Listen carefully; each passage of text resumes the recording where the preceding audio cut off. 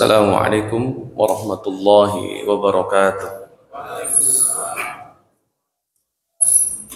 Alhamdulillah, salatu wassalamu ala rasulillah. Asyhadu an la ilaha illallah wahdahu la syarika lah. Wa asyhadu anna Muhammadan abduhu wa rasuluh alladzi la nabiyya ba'dah. Allahumma salli ala Sayyidina Muhammad wa ala alihi wa ashabihi ajma'in, amma ba'd.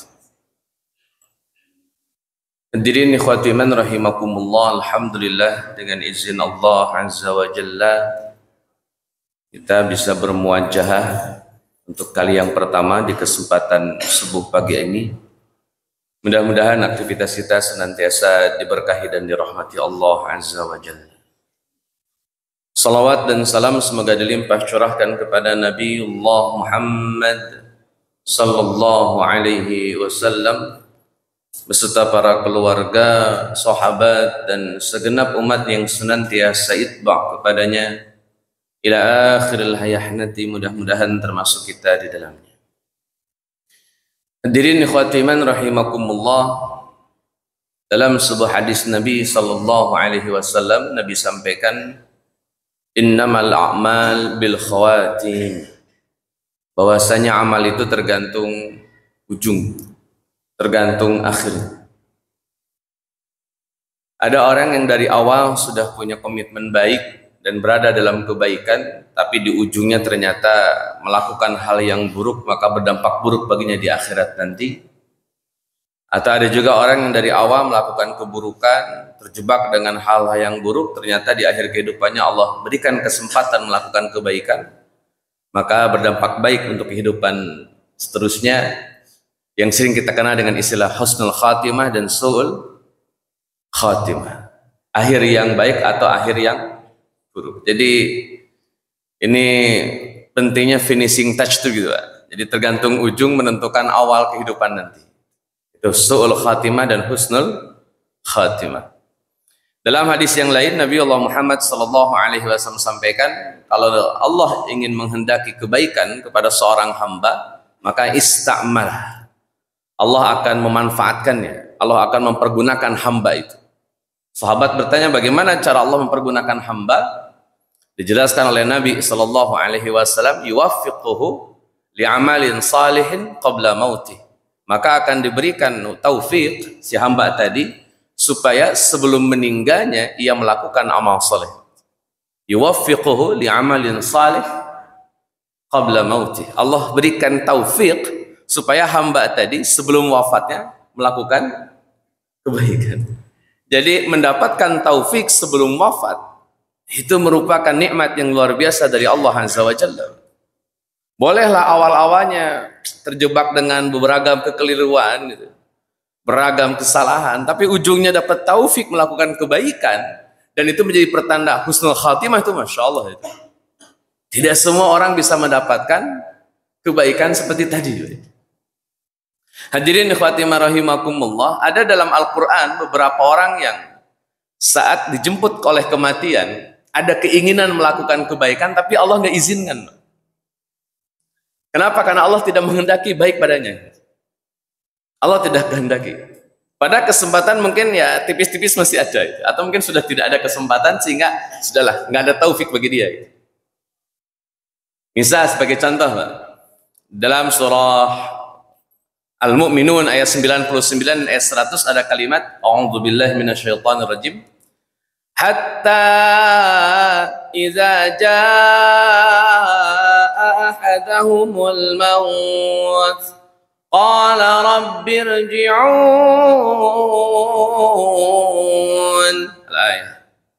Ada orang-orang yang sedang sakaratul maut, kemudian dia punya keinginan, rabbi irji'uni, ya Allah kembalikan hamba ke dunia, la'alli a'malu salihan, supaya hamba bisa melakukan amal soleh fima taraktu, yang dulu pernah hamba tinggalkan. Ini kan tidak dapat taufik berarti. Ada orang sedang sakaratul maut dan dia mengharapkan dikembalikan ke dunia atau dikembalikan kepada kehidupan duniawi supaya dia bisa melakukan amal saleh. Dan ini ditolak oleh Allah Azza wa Jalla. Nanti silakan dibaca dalam surah Al-Mu'minun ayat 99 dan ayat ke-100. Penolakan langsung dari Allah Azza wa Jalla. Berarti tidak ada taufik baginya qabla mauti, sebelum wafatnya. Dan itu tentu pertanda buruk untuk kehidupan akhiratnya. Atau di surat Al-Munafiqun ayat ke-10 ada kalimat juga, Rabbi laula akhartani ila ajalin qarib.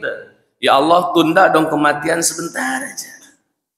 Tunda kematian sebentar aja. Tidak usah lama-lama lah, sebentar ditundanya. Mau ngapain? Fa'asad, pengen sodakoh dulu. Kok nggak sempat sodakoh? Berarti tidak dapat taufik dari Allah Azza wa Jalla.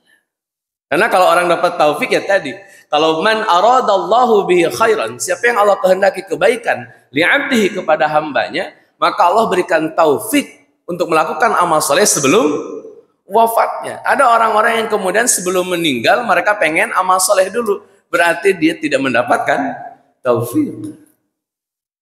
Hadirin ikhwati rahimakumullah, contoh yang paling ekstrim. Kita kenal Fir'aun, Mbak. Fir'aun, kenal? Kenal di mana? Kenapa? Mana dengar? Fir'aun ini dalam Al-Quran, Mbak, jelas jahat ya, jahat lah begitu.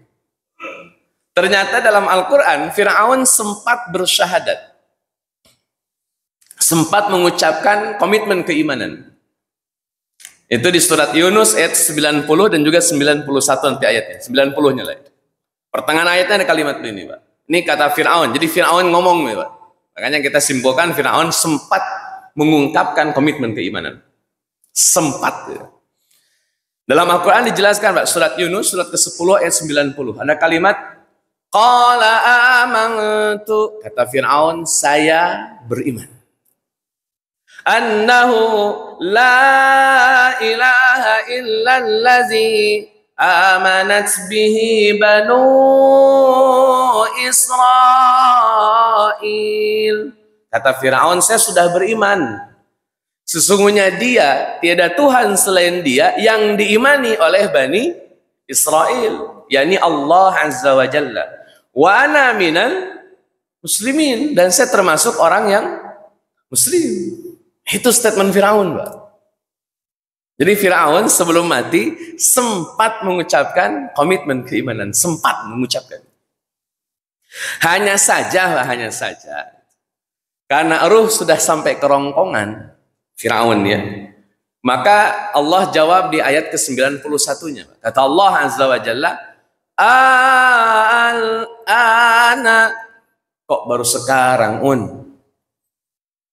Kemarin kemana aja, Udah mau mati aja baru iman, Udah. Persoalannya bukan ada atau nggak ada komitmen keimanan, Pak. Persoalannya sudah terlambat. Sudah ditutup, Pak, gerbangnya. Sudah ditutup pintunya. Sudah lagi. Al-ana, ya elah, kok baru sekarang. Nah, hadirin ikhwati rahimakumullah, kembali, Pak. Orang yang Allah kehendaki kebaikan padanya, Allah berikan taufik sebelum wafatnya. Dan kesempatannya masih lapang, kesempatannya masih leluasa. Asal jangan ruh sudah sampai kerongkongan, karena itu sudah limitnya, Pak.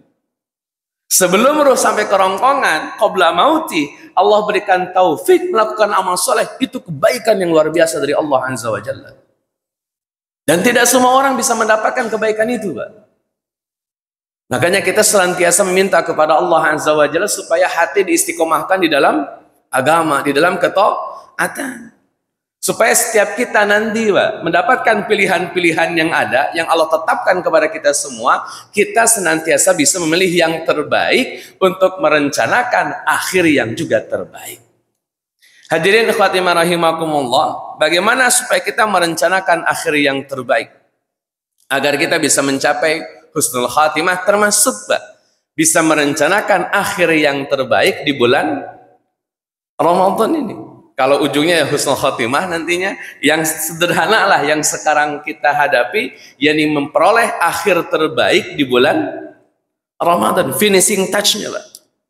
Tarawih awal sudah bagus, sedekah awal sudah bagus, tilawah awal sudah bagus. Ini finishing touch-nya. Tinggal berapa hari lagi, Pak? 3 hari, 28 sekarang, 29, 30. Puasanya 3 hari lagi lah, termasuk sekarang. Salatnya tinggal 2 malam lagi. Tarawihnya tinggal 2 malam lagi, Pak. Ini finishing touch-nya ini harus maksimal itu. Kalau finishing touch-nya kita biasa memperbagus akhir, maka mudah-mudahan husnul khotimah itu bisa kita rencanakan gitu. Karena kita senantiasa mengawal, merencanakan akhir itu senantiasa baik. Saya kasih gambaran, hadirin ikhwati rahimakumullah. Dalam Al-Quran, Pak, kita digambarkan sebagai sosok orang yang senantiasa mendapatkan pilihan-pilihan. Kita banyak dikasih pilihan oleh Allah Azza wa Jalla.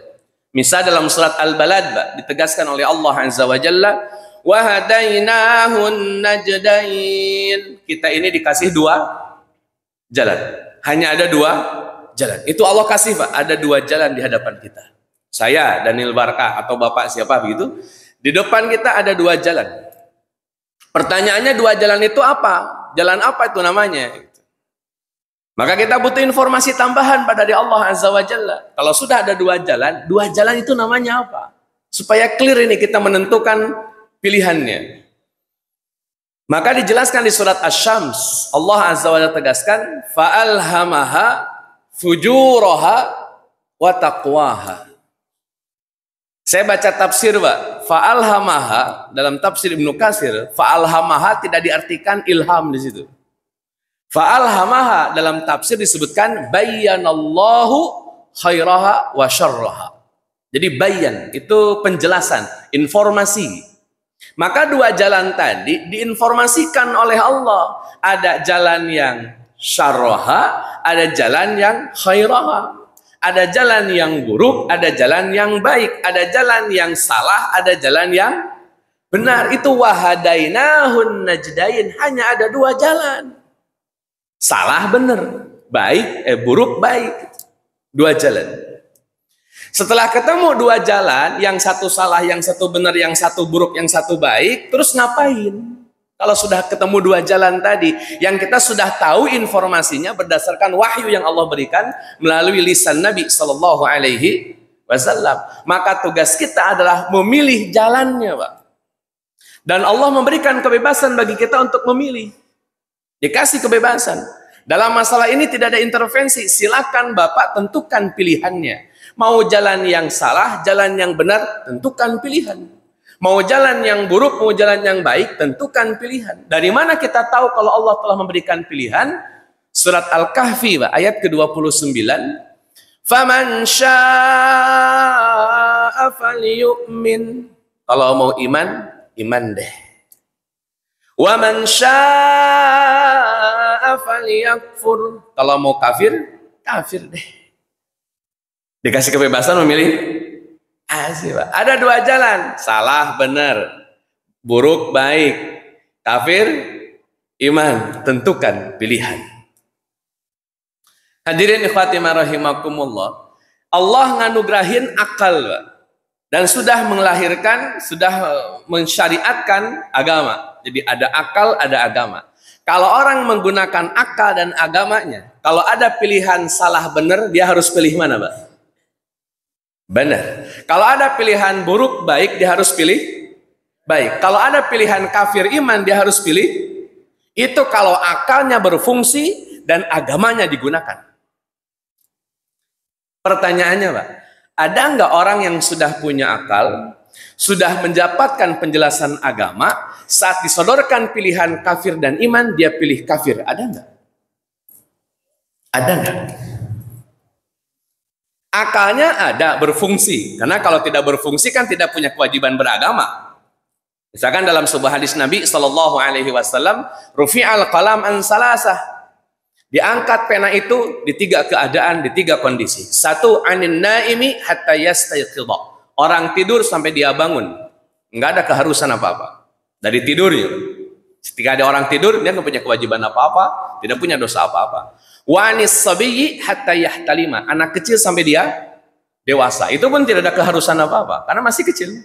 Dan yang ketiga, wa anil majnuni hatta yaqila, dari dia masih gila sampai dia waras. Jadi kalau bapak pengen tidak beragama, gampang Pak. Tidur selamanya, anak kecil selamanya, atau jadi kalau mau tidak beragama silahkan. Kalau orang masih punya akal, akalnya berfungsi dengan baik, maka dia punya kewajiban beragama. Dia punya keharusan beragama. Apalagi syariat agama sudah dijelaskan oleh Allah Azza wa Jalla sejelas-jelasnya Pak. Seterang benderangnya sudah dijelaskan. Akal sudah ada, agama sudah ada. Pertanyaannya Pak, pertanyaan ini, ketika akal berfungsi, agama sudah diketahui, ada pilihan kafir, pilihan iman, ada nggak yang masih milih kafir? Ada nggak Pak? Ada nggak yang masih milih salah daripada benar? Ada nggak yang milih buruk daripada baik? Pertanyaannya, why? Kenapa? Padahal akalnya masih berfungsi, agama masih ada. Kok bisa milihnya yang nggak benar? Al-A'raf ayat 179. Allah tegaskan, walaqad zara'na li jahannama katsiran minal jinni wal insi.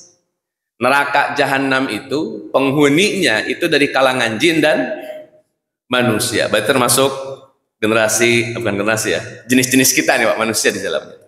Masuk neraka. Kenapa mereka masuk neraka? Lanjutan ayatnya Pak. Lahum qulubun la yafqahuna biha. Mereka punya kolbu, tapi mereka tidak bisa memahami kebenaran. Persoalannya di situ. Ada orang punya akal, punya kolbu, punya kemampuan menganalisa, tapi disfungsi. Disfungsi, nggak berfungsi untuk bisa menerima dan memahami kebenaran. Terjebak dengan kesalahan. Disfungsi. Atau melahum a'yunul la yubsiruna biha, punya mata tapi tidak sanggup untuk melihat. Walahum adzanul la yasma'una biha, punya telinga tapi tidak sanggup mendengar. Ada telinganya, berfungsi sebetulnya Pak, tidak disfungsi, tapi nggak bisa menerima pesan-pesan kebenaran. Matanya berfungsi, tapi kok tidak bisa melihat fakta-fakta kebenaran. Semuanya tertutup gitu, disfungsi semua. Maka di ujung kalimatnya, ulaika kal an'am, ya mirip-mirip binatang ternak nantinya Pak. Sudah dikasih akal, sudah dikasih informasi agama, kok nggak bisa berfungsi untuk menyelamatkan pilihannya supaya senantiasa benar. Kok bisa milihnya salah terus? Ada persoalan di situ. Hadirin khatimah rahimakumullah. Bahkan kalimat ujungnya agak lebih ngeri. Allah Azza wa tegaskan, balhum adall, bahkan lebih rendah daripada binatang. Nah hadirin khatimah rahimakumullah, saya tanya lagi Pak, kenapa bisa akalnya tidak berfungsi? Kok bisa memilih yang salah daripada yang benar, milih kafir daripada iman? Kira-kira kenapa Pak? Ada faktor apa yang bikin kita salah? Ya Pak? Dosa, ya. Kenapa kita jadi berbuat dosa Pak? Faktornya apa yang bikin kita berbuat dosa? Apa? Dunia, godaan dunia Pak. Berarti dunianya menggoda atau siapa yang menggoda nih? Yang suka menggoda siapa? Siapa? Iblis Pak, setan. Ya baik. Kita digoda oleh setan saat, makanya kita jadinya salah. Kita terjebak dengan dosa. Kita mengikuti keinginan untuk mengejar dunia. Itu yang godanya adalah setan. Baik. Saya tanya dulu Pak nih. Setan itu kan sifat yang melekat pada manusia atau pada jin. Makanya dalam surat An-Nas, alladzi yuwaswisu fi sudurin nas minal jinnati wan. Jadi setan itu ada di kalangan jin, juga ada di kalangan, ya sepakat nih Pak ya, setan itu dari kalangan jin dan juga kalangan manusia. Ustadz, kita salah, kita dosa, kita salah pilih, harusnya pilih iman malah pilih kafir, harusnya pilih benar malah pilih salah, harusnya pilih yang baik malah pilih yang buruk. Itu gara-gara setan, karena setan yang goda kita semua. Baik, Pak. Kita salahkan setan. Jadi setan jadi kambing hitam nih, Pak. Salahkan setan. Pokoknya setan yang salah lah. Masa kita yang salah? Baik, Pak. Silakan dibuka di surat Ibrahim ayat ke-22. Surat ke-14 ayat ke-22. Kita akan dengar, Pak, statement setan. Diabadikan oleh Allah Azza wa Jalla dalam surah Ibrahim ayat 22. Allah tegaskan ini, Pak. Wa qala syaitan, dan setan berkata. Allah nih yang nutip, yang jelasin. Lamma qudiyal amr, setelah urusan ditetapkan. Maksudnya apa? Penghuni surga sudah masuk surga, penghuni neraka sudah masuk neraka. Setan disuruh ngomong. Kita dengerin nih setan nih, Pak. Biar kita clear nih urusannya dengan setan. Kata setan gini, Pak, innallaha wa'adakum wa'dal haqqi wa wa'adtukum fa akhlaftukum, dan seterusnya. Ini kalimat menariknya, Pak. Kata setan begini. Maka nali 'alaikum min sultan. Saya, kata setan, tidak punya kemampuan memaksa. Tidak punya power untuk memaksa orang. Enggak. Setan bukan tukang maksa. Jadi enggak ada intervensi setan. Illa da'autukum, tugas saya cuman ngajak, bukan maksa. Bedanya, Pak, kalau ngajak sama maksa. Kalau maksa tidak ada pilihan. Kalau ngajak ada pilihan. Karena kita diajak, boleh nerima, boleh nolak. Ulang, Pak. Kalau kita diajak, kita boleh nerima, boleh nolak. Bapak diajak jalan-jalan ke Monas. Pak, main yuk ke Monas, jalan kaki. Ah, enggak, capek. Bisa nolak. Karena ngajak. Tapi kalau sudah nodong, Pak, itu sudah masuk kategori maksa. Ayo, Pak, jalan ke mana? Itu nodong, Pak. Itu nggak ada pilihan itu. Nah, setan itu bukan tukang maksa. Setan itu tukang ngajak. Jadi tugas setan cuman ngajak. Illa da'autukum fastajabtum li. Tugas saya cuman ngajak. Masalahnya yang diajak mau. Yang diajak mau. Jadi yang salah yang ngajak apa yang diajak? Kira-kira yang salah yang diajak apa yang ngajak nih, Pak? Lanjutan setannya, Pak. Lanjutan kalimatnya. Fala talumuni. Jangan salahin saya dong. Walumu anfusakum. Salahkan diri kalian sendiri. Kenapa mau diajak? Kan punya kesempatan nolak. Punya kesempatan untuk bilang say no to setan. Bisa. Kenapa ngikut?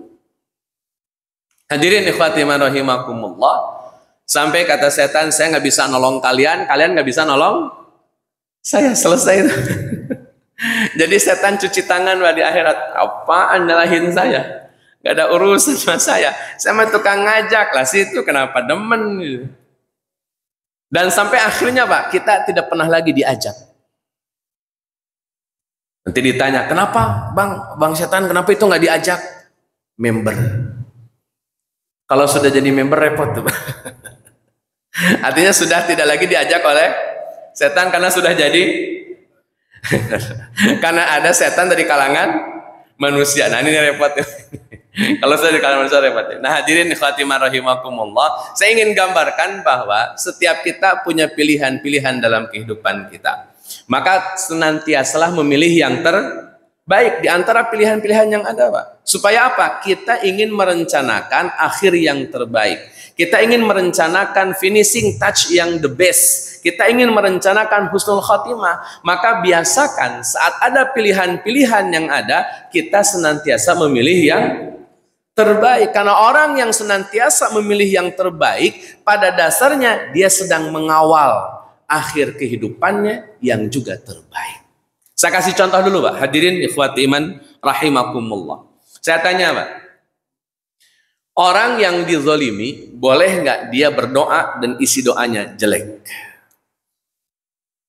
Boleh. Didolimi, terus dia doanya jelek. Boleh atau enggak? Boleh. Surat An-Nisa 148. La yuhibbullahul jahra bis-su'i minal qaul. Allah itu tidak suka kalau ada orang menjaharkan kata-kata yang buruk. Mau doa, mau kata-kata, Allah tidak suka. Tidak suka.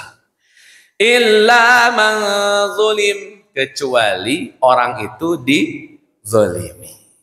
Berarti kalau dizalimi boleh. Karena Allah tidak suka, kecuali itu pengecualian, istisna, ditaksis oleh Allah Azza wa Jalla. Umumnya nggak boleh orang ngomong nggak bagus, umumnya nggak boleh orang doanya jelek. Tapi kalau orang itu dizalimi, ya silahkan doa yang jelek. Itu kaidahnya, Pak. Jadi boleh dong orang doa jelek, boleh. Tapi itu standar. Itu pada umumnya. Itu nggak usah pakai agama. Rata-rata orang kalau sudah didolimi nggak bisa ngelawan, maka ujung-ujungnya doanya. Rata-rata itu fitrah saja. Kalau mau agak terbaik, Pak, keren nih kelasnya, keren kualitasnya, pilih yang terbaik. Ada nggak pilihan terbaiknya? Ada. Kita buka surat At-Taghabun ayat ke-14. Ada kalimat ini. Kalau kita ada ketemu orang melakukan kesalahan, yang pertama, wa in ta'fu, maafkan. Yang kedua, wa tasfahu, buka lembaran baru. Yang ketiga, wa taghfiru, mohonkan ampunan kepada orang yang sudah bikin salah sama kita. Itu pilihan terbaiknya. Pilihan standar ada, didolimi doanya jelek, maka Nabi suka bilang hati-hati sama doa orang yang dizalimi, karena doa orang yang dizalimi diijabah. Selain diijabah, Pak, rata-rata doanya jelek, makanya pakai hati-hati. Karena kalau nggak jelek nggak pakai hati-hati, Pak. Ini hati-hati karena doanya rata-rata jelek. Itu legitimasi dari Nabi itu, Pak. Tapi kalau mau yang berkelas, Pak, pilihan yang berkelas, wa in ta'fu, maafkan. Yang kedua, watasfahu, lupakan kesalahan orang. Sampai di level kita lupa orang itu bikin salah sama kita, Pak. Karena kadang-kadang ada orang bisa memaafkan tapi tidak bisa melupakan. Ya saya maafin tapi saya nggak lupa loh. Itu, berarti belum berdamai itu. Dalam Islam, Pak, kalau sudah bisa memaafkan, naikin levelnya, lupakan kesalahan orang. Sampai kita tidak lagi memori bahwa dia ini punya salah sama kita. Buang itu memori. Nabi, Pak, punya paman namanya Hamzah, diperlakukan secara aniaya oleh Hindun. Bahkan setelah wafatnya, ya katakanlah dimutilasi lah, semisal itu. Perih hati Nabi, Pak, sakit hati Nabi Sallallahu Alaihi Wasallam, sedih hati Nabi Sallallahu Alaihi Wasallam. Tapi ya sudahlah, ketika Hindun masuk Islam, Islamnya diterima. Maafkan, lupakan. Sampai pada level memohonkan ampunan kepada orang yang sudah bikin salah. Ini kelasnya berbeda. Ya Allah, si fulan sudah menyakiti perasaan saya, si fulan sudah nipu saya, si fulan sudah zalimin saya. Ya Allah, ampuni kesalahannya. Keren. Jadi mau yang standar, mau yang terbaik. Tentukan pilihan. Mau pilih yang mana terserah Bapak. Mau yang standar ada nasnya itu ya, standar lah ya, silahkan standar. Mau yang apa namanya berkelas silahkan, tentukan pilihan. Karena tugas kita memastikan finishing touch-nya, memastikan akhir itu yang terbaik. Maka biasakan kalau ada pilihan, pilihlah yang terbaik untuk mengawal akhir kehidupan yang terbaik supaya bisa husnul khatimah, supaya Allah berikan taufik bagi kita sebelum wafatnya kita, taufik untuk melakukan amal soleh. Kawal dari sekarang, Pak. Hadirin khatimah rahimakumullah, tambahannya, Pak. Kalau sahabat Nabi ini datang ke Rasul, saya sholat 5 waktu, tok. Saya puasa Ramadan, tok. Yang halal saya halalkan, yang haram saya haramkan.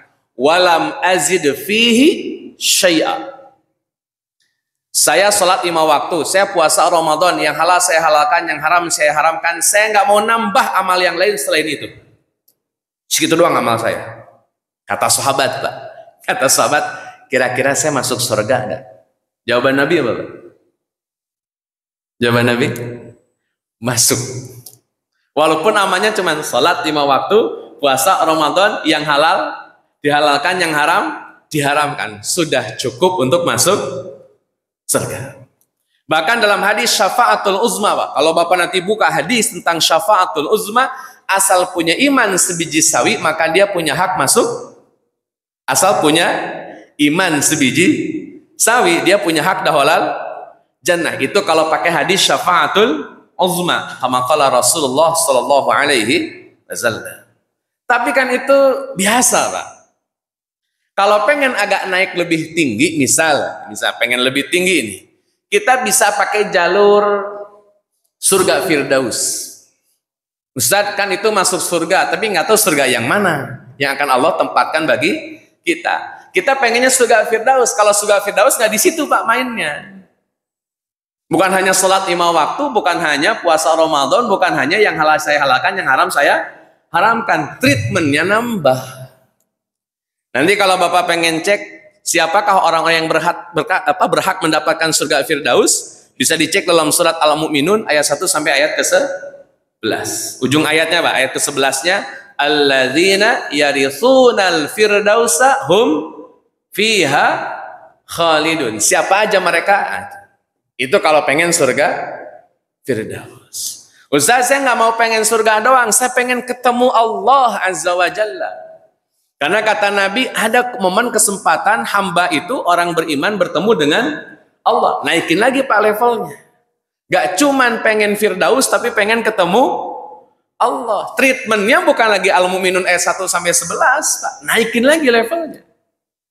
Sahabat nanya ke Nabi dalam sebuah khutbah Nabi. Kata sahabat, Rasul, kiamat kapan ya? Kata Nabi, nanya-nanya kiamat ente. Punya amal apa ente menghadapi kiamat? Kata Nabi begitu. Jawaban sahabat, saya punya amal cinta Allah, cinta Rasul. Maka Nabi jawab, kata Nabi sallallahu alaihi wasallam dalam riwayat Imam Bukhari, al-mar'u ma'a may yuhib. Seseorang akan bersama dengan yang ia cintai. Dalam riwayat Imam Muslim, anta ma'a man ahbabta. Engkau akan bersama dengan yang engkau cintai. Jadi kalau pengen ketemu Allah, bersama dengan Allah, maka syaratnya harus punya mahabbatullah. Silakan pilih, Pak, mana yang terbaik menurut kita? Mau yang standar, yang penting masuk surga? Atau mau yang Firdaus dengan treatment yang Al-Mu'minun tadi? Atau naikin lagi, Pak, bersama dengan Allah, modalnya adalah mahabbah. Tentukan pilihan mana yang terbaik yang Bapak mau ambil. Yang mana, Pak? Silakan. Saya kan hanya menggambarkan, monggo, Pak. Yang jelas, kalau ada pilihan-pilihan yang ada, tolong senantiasalah pilih yang terbaik. Sebagai penutup, hadirin ikhwati rahimakumullah, ada kalimat ikhtiar. Artinya ikhtiar apa, Pak? Kita sering bilang ikhtiar. Artinya usaha tok nih, nggak ada tambahan. Baik. Ikhtiarun itu diambil dari kalimat khairun. Artinya baik. Ikhtiar, proses atau usaha mencari yang terbaik. Jadi kalau Bapak sudah bilang saya lagi ikhtiar untuk menjemput akhir yang baik, saya sedang berikhtiar untuk mencari yang terbaik. Karena ikhtiar include di dalamnya harus mencari yang terbaik. Ada banyak pilihan, pilihlah yang terbaik.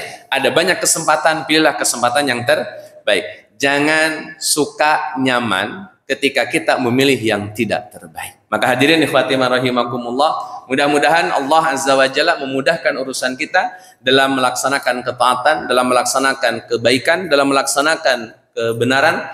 Kenapa kok harus doanya begitu? Karena Nabi Shallallahu Alaihi Wasallam mengharapkan kita berada dalam barisan orang-orang yang benar, orang-orang yang baik, orang-orang istiqomah di dalam kebaikan yang telah Allah dan Nabi-Nya tetapkan. Hadirin ikhwati rahimakumullah, mengutip qaulus salaf yang dikutip oleh Al-Imam Ibnu Katsir rahimahullahu taala, kata beliau, sawabul hasanah al hasanatu ba'daha. Di antara tanda pahala kita diterima oleh Allah atau ibadah kita diterima oleh Allah Azza wa Jalla adalah sawabul hasanah al hasanatu ba'daha. Saat kita melakukan kebaikan dan itu diterima oleh Allah Azza wa Jalla, maka Allah permudah untuk kita melakukan kebaikan-kebaikan lainnya. Kalau kita sudah melakukan kebaikan dan Allah ridho dengan kebaikan yang kita lakukan, Allah permudah hidup kita agar senantiasa dimudahkan melakukan kebaikan-kebaikan lainnya. Jadi kalau sudah diterima, bawaannya gampang saja untuk taat, gampang saja untuk ibadah. Nanti dibikin gampang oleh Allah Azza wa Jalla. Itu thawabul hasanah, al-hasanatu ba'daha. Sebaliknya, hadirin ikhwati man rahimakumullah, jazaa'us sayyi'ah as-sayyi'atu ba'daha. Dan kalau Allah telah menerima dosa kita, maksudnya dosanya dihitung oleh Allah Azza wa Jalla, maka Allah mudahkan kita untuk melakukan dosa-dosa berikutnya. Hadirin ikhwati man rahimakumullah, senantiasalah pilih yang terbaik. Awalnya mungkin susah, awalnya mungkin harus punya effort yang sangat besar, tapi yakinlah kalau kita sudah terbiasa memilih yang terbaik, Allah mudahkan urusan kita untuk senantiasa mudah memilih yang terbaik. Mudah-mudahan Allah Azza wa Jalla mudahkan dan berkahi semua urusan kita. Sekian yang bisa disampaikan. Mohon maaf atas segala kekurangan. Assalamualaikum warahmatullahi wabarakatuh.